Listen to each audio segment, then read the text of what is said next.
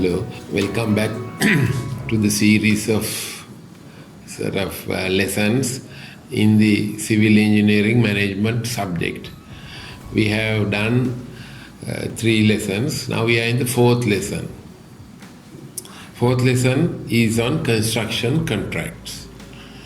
This is the 4th lesson of the subject or module called Civil Engineering Management 1, the semester 3. We have finished the lesson 1 on management theories and lesson 2 on organizational behavior, lesson 3 on human resources management. Now we are starting the lesson number 4, lesson 4 of construction contracts. This also will be in few sections, this topic. Construction contracts. It is also one way a non-technical word and a study area. Although you are now doing a national diploma in technology to get your diploma certificate and become engineering diplomat, and later on as an engineer, you will also be involved with many contracts. Contracts are part and parcel of civil engineering work. Contracts are a normal affair. I will tell you in the next slide. Contracts are a normal day-to-day activity of any society these days. But in particular, in the case of civil engineering, yes, civil engineering constructions are basically involved with contractors, and then there is a legal contract. So we'll spend some time in your study program to have a sort of short glimpse or some sort of an exposure, a brief exposure to this topic, and that will help you to work as an engineering diplomat and also advance your career with more information later on. Construction contracts. So in the main module descriptor, you will find that the civil engineering management subject 1, management 1, is one of the modules with a total duration of 30 hours in semester 3 with 2 credits. And when you go to more details of the module details, under section 3, you will find this topic, contract law. How a contract is formed, offer and acceptance, conditions affect the contract. So these things will be dealt by this lesson number 4, which we have just started in different sections. So what is contract? What is contract? So, and what are construction contracts? And contracts is an agreement between 2 or more people or organizations. Contract is an agreement, a written agreement basically between 2 people or organizations. 2 organizations or 2 people. That is the contract. That is the simplest possible definition which is appearing in the middle of this slide. But now for you to have some sort of introduction to the construction contract and the word contract, I would like to draw your attention to this slide. Now see, every day an average person makes a number of contracts. Now one of the simple examples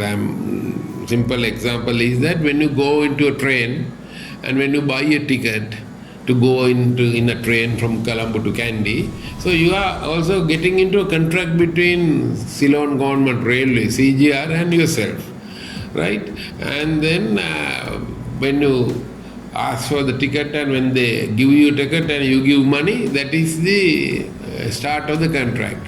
So the CGR is now contracted to you to go take you from Colombo to Kandy by train. So that is likewise every day, everywhere, without your knowledge, you fall into various contracts. But most of the contracts are very simple contracts. It's like verbal contracts, verbally, and sometimes in writing. But in the proper formal contract, the proper contract where formally done, there is a written document and 2 parties sign. written down document signed by the people agreeing to it. There are cases where, like, if you go to a we'll say some auction place where somebody says, right, you sit and ask for now there is a car to be auctioned, and then somebody says, okay, 10,000, 15,000, 20,000, and you give you offer, and other fellow says, okay, finish. So then that is a verbal sort of agreement. You can't now get away. If you say that you want this car for 200,000, you have to buy it now because you are given a verbal agreement. Those are verbal contracts. There are many type of things. But we are not interested in all those various type of different contracts, but we will be falling into looking at the written contracts, right? The people get into these contracts because there is some sort of money involved, some sort of value involved. Because the contract, when something important is costly. For example, when a person takes a job, they will sometimes sign a contract with the employer. The contract will show what the person must do at a particular season and how much he will be paid. Lot of, even an appointment letter for a job is some sort of a contract. Exchange of an act of promise. For an act of promise on the part of the other side is vital for the simple contract to have a legal standing. So eventually legal business also comes in. Why we are signing contracts is that if something goes wrong, if the both parties find it difficult to sort of agree towards the end, so you go back to a written document and then if you don't still agree, you can go to even legal process and go to courts and get it sorted out. Now, when you go to the courts won't accept any contract. And even in Sri Lanka, not only that, contracts has to be registered. So contracts cannot be accepted by people. Contracts will not be accepted by people just because there is a sort of document. So when you go to the law, when you have to go to the law for law to get the contracts done, there is a legal requirement of any contract. So no, just a document is not considered as a contract in law. Contract in law, there are conditions. How a contract in law is accepted. So there are 4 things in a contract which should be there if you have to go to the legal process. These are the 4. Law requires fulfillment of the following 4 basic elements. What are the 4 basic elements of a contract in law? Contract in the legal system. What are the 4 things? Unless you have these 4 things, your contract has no legal value. There should be an offer, there should be an acceptance, there should be a consideration, and there should be an intention to be legally bound. Apparently, some 4 odd words. First word is okay, there should be an offer. Now, if in a construction contract, there should be an offer and there should be an acceptance. You can offer a tender and your employer should accept it.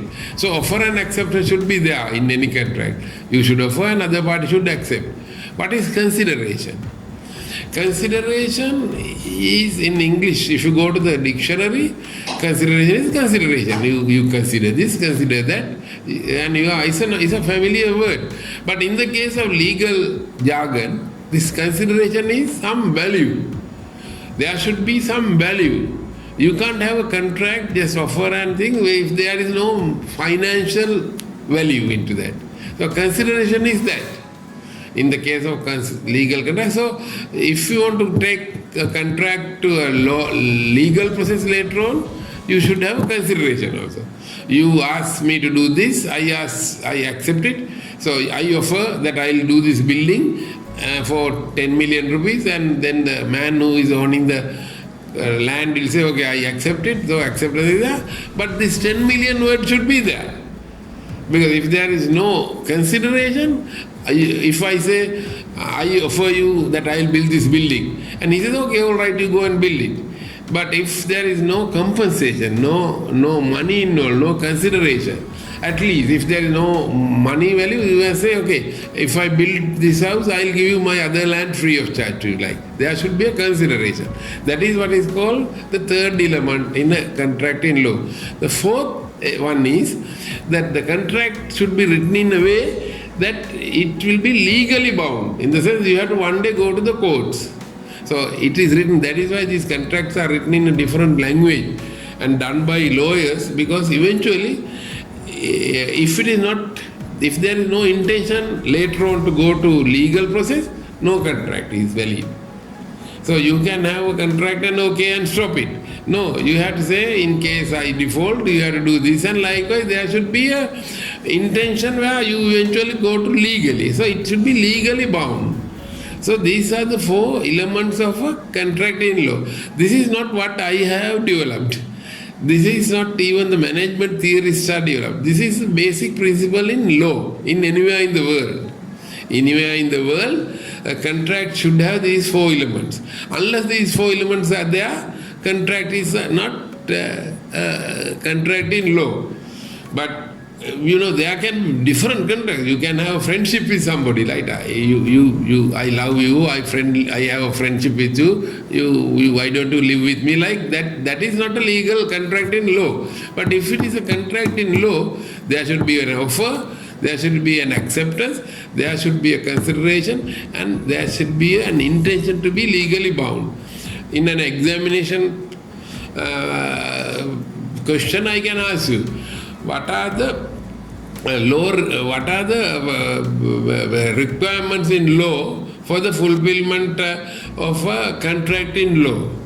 So what are the four basic elements? So it is offer, acceptance, consideration, and intention to be legally bound. This is a legal principle which I am emphasizing at the beginning of this lecture, because this is part of any contract, and whenever you are supposed to do a contract, you are not going to do legal work, somebody else will do the legal work, but you as a manager should have a knowledge about these things. So this is a animated sort of explanation I have just extracted from a big book, and they also offer acceptance, then the contract is formed, and consideration. You can see consideration, dollars or some other material. Somebody is offering, somebody is accepting. Then what is offer? A display of paint by a hardware shop is not an offer, but invitation to make an offer. Thus the shopkeeper may accept or reject an offer from a customer to buy. So now what is this first sentence? Now if there is a display, paint shop, somebody can say, okay, we're putting a paint can on display is an offer by the shop owner. No, it is the other way around. He just shows that there is something like that. So the man who wants to buy, go there and offer him. Okay, I will give you 1,000 rupees, give me this paint. So the supplier can even reject it. Right? So he is not bound to sell paint at the price shown. The supplier can say, no, even if you offer, I don't accept. You are not good man. I don't sell you my paint. So he has that power to do that. So offer is really the not the display, but somebody go and offer that I want to buy this at this price. The same way an invitation to tender is no more than an offer to negotiate. This tendering word coming now. Tender is a very famous word in civil engineering construction. In civil engineering construction is the tender document or a tender. You offer a tender. Submitting just a tender is an offer, but it doesn't mean that he should get it. It's only an offer later to negotiate. In contrast, for prospective contract, tender is an offer which his client may accept or reject. A prospective contractor's tender is an offer. The man who is eventually getting the job, that man's tender is an offer. It's the proper offer, because he is the person who is going to. That is an offer which client will say, the owner of the land will say, okay, I accept it. So the invitation to tender is an offer to negotiate, but real offer is the contractor's tender document where he gives with money, this is money what I need to build this house.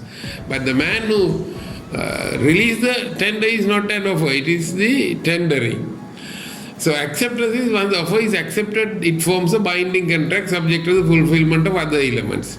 So when in a civil engineering construction, if contractor goes and offer through a tender, it can be accepted, and then that forms the consideration. If the contract is consideration is if the contract is to be binding, the employer and the contractor must usually give consideration.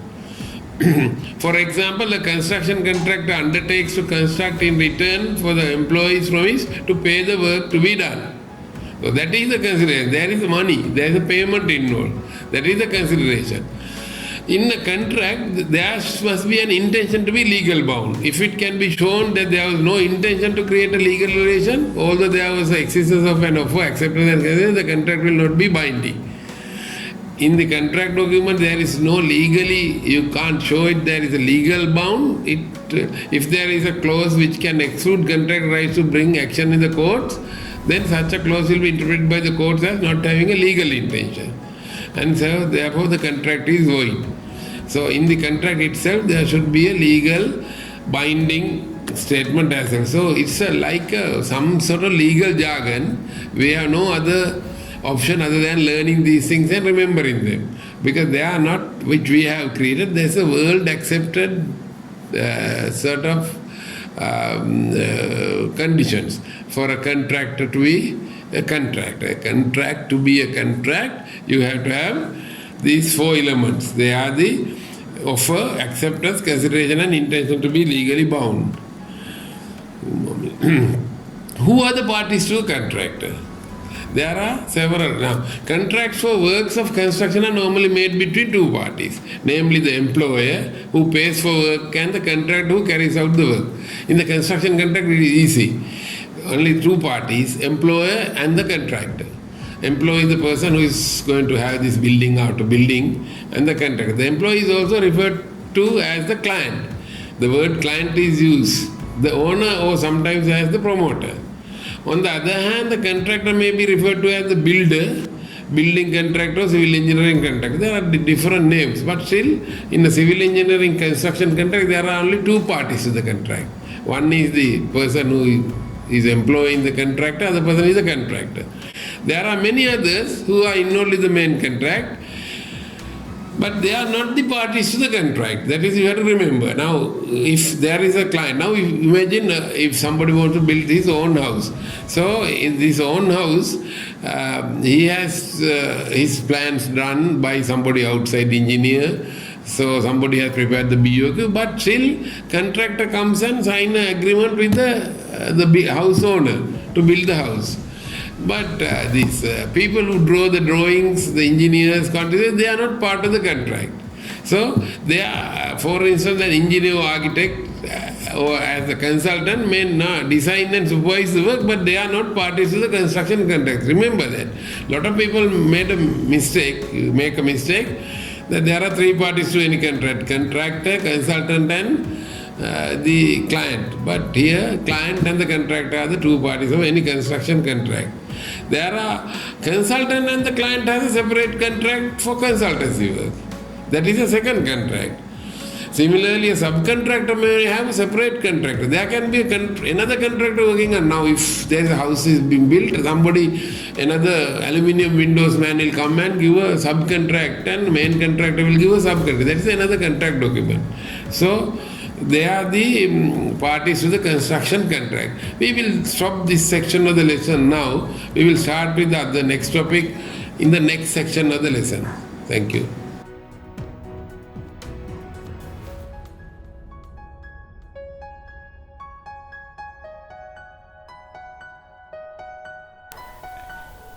Don't forget to subscribe this channel for more of the very latest videos.